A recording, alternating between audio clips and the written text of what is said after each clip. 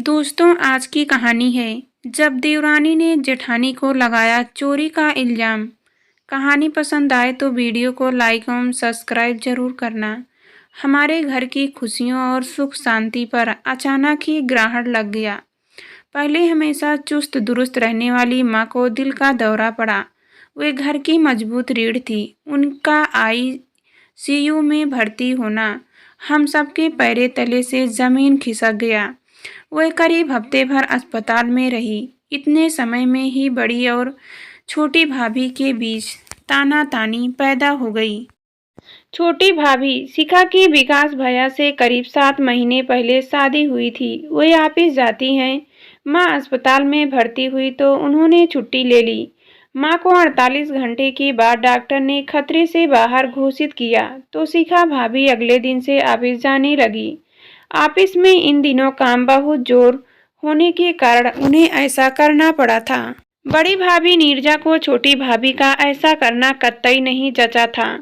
मैं अकेली घर का काम संभालूं या अस्पताल में माँ जी के पास रहूं। अपनी देवरानी शिखा को ऑफिस जाने को तैयार होते देख वे गुस्से से भर गई। किसी एक इंसान के दफ्तर न पहुंचने से वह बंद नहीं हो जाएगा।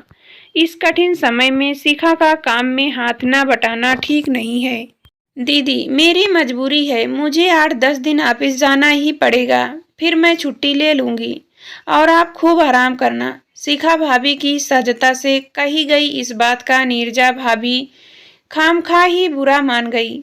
यह सच है कि नीरजा भाभी माँ के साथ बड़ी गहराई से जुड़ी हुई थी। उनकी माँ उन्हें बचपन में ही छोड़कर चल बसी थी। सास बहू के बीच बड़ा मजबूत रिश्ता था और माँ को बड़े दिल के दौर ने नीरजा भाभी को दुख तनाव व चिंता से भर दिया था।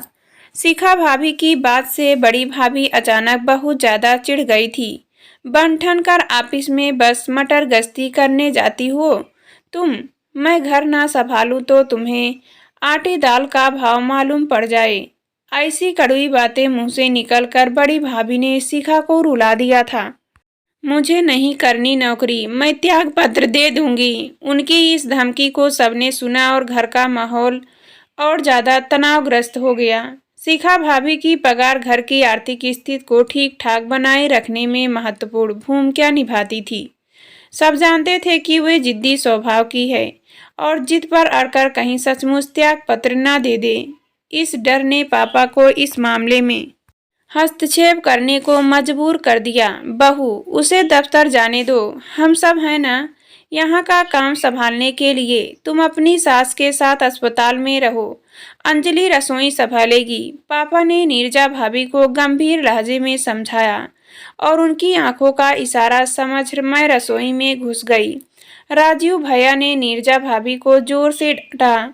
इस परेशानी के समय में तुम क्या काम का रोना धोना लेकर बैठ गई हो? जरूरी ना होता तो शिखा कभी ऑफिस जाने को तैयार ना होती। जाओ, उसे मना कर ऑफिस भेजो।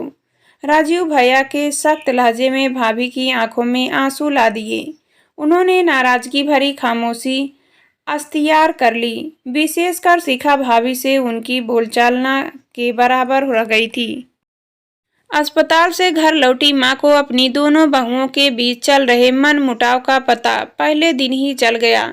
उन्होंने दोनों बहुओं को अलग अलग और एक साथ बिठाकर समझाया, पर स्थिति के खास सुधार नहीं हुआ। दोनों भाभियों आपस में खिंची खिंची सी रहती। उनके ऐसे व्यवहार के चलते घर का माहौल तनावग्रस्त बना रहने लगा। बड़े भैया से नीरजा भाभी को डांट पड़ती। तुम बड़ी हो और इसलिए तुम्हें ज्यादा जिम्मेदारी से काम लेना चाहिए। बच्चों की तरह मुंह फुलाकर घूमना तुम्हें शोभा नहीं देता है।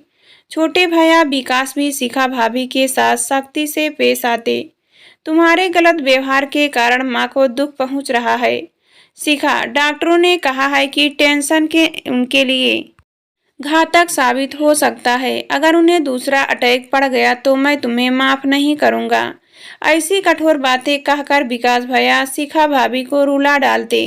पापा का काम सबको समझाना था। कभी कभी वे बेचारे बड़े उदास नजर आते। जीवन संगिनी की बीमारी व घर में घुस आई। शांति के कारण वे थके व टूटे से दिखने लगे थे। माँ ज्यादातर अपने कमरे में पलंग पर लेटी आराम करती रहती। बहुओं के मूड की जानकारी उन तक पहुंचाने की जिम्मेदारी उन्होंने मुझ पर डाली हुई थी।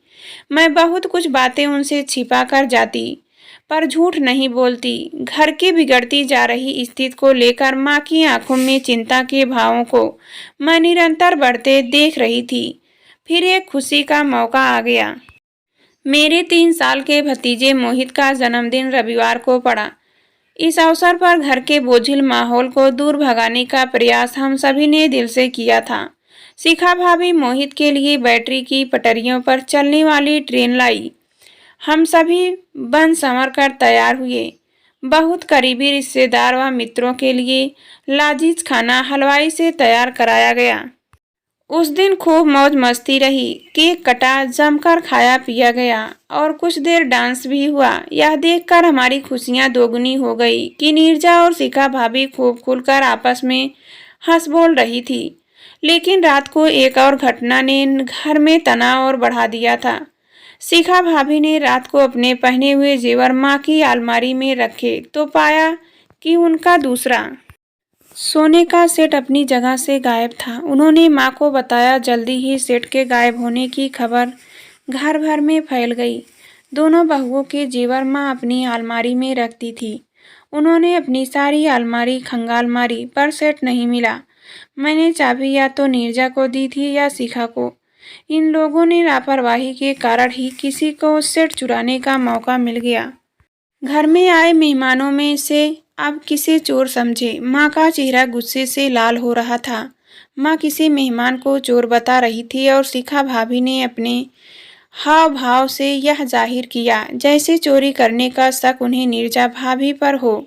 शिखा भाभी नाराज भी नजर आती थी और रुआसी भी। किसी की भी समझ में नहीं आ रहा था कि उनसे इस मामले में क्या कहें।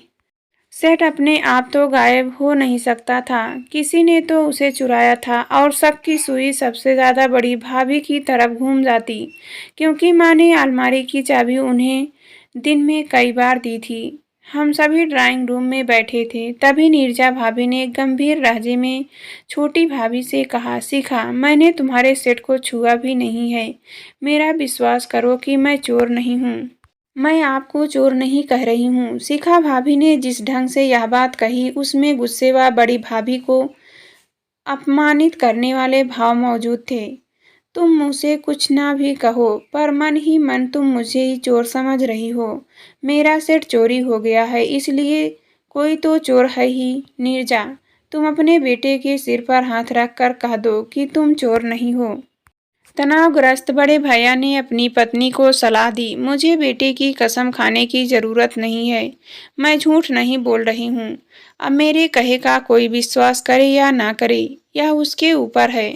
ऐसा कहकर जब बड़ी भाभी अपने कमरे की तरफ जाने को मुड़, तब उनकी आंखों से आंसू झिलमिला रहे थे। मोहित के जन्मदिन की खुशियां फिर से तनाव व चिंता में बदल गई। छोटी भाभी का मूड आगामी दिनों में उखड़ा ही रहा। इस मामले में बड़ी भाभी कहीं ज्यादा समझदारी दिखा रही थी। उन्होंने शिखा भाभी के साथ बोलना बंद नहीं किया था, बल्कि दिन में 1-2 बार जरूर इस बात को दोहरा देती कि शिखा उन पर सेठ के चोरी की गलत शक कर रही है। माँ ने उन दोनों को ही समझाना छोड़ दिया। वे काफी गंभीर रहने लगी थी। वैसे उनको टेंशन न देने के चक्कर में कोई भी इस विषय को उनके सामने उठाता ही नहीं था। मोहित के जन्मदिन के करीब 10 दिन बाद मुझे कॉलेज के इस समारोह में शामिल होना था। उस दिन मैंने शिखा भाभी का सुंदर नीला सूट पहनने की इजाज़त उनसे ली। जब वह बाथरूम में नहा रही थी, उनकी अलमारी से सेट निकालते हुए मुझे उनका खोया सेट मिल गया। वह तह किए कपड़ों के पीछे छिपा कर रखा गया था। मैंने डिब्बा जब माँ को दिया, तब बड़ी भाभी उनके पास बैठी हुई थी। जब मैंने सेट मिलने की जगह उन दोनों को बताया, तब उनको बड़ा दुख हुआ था।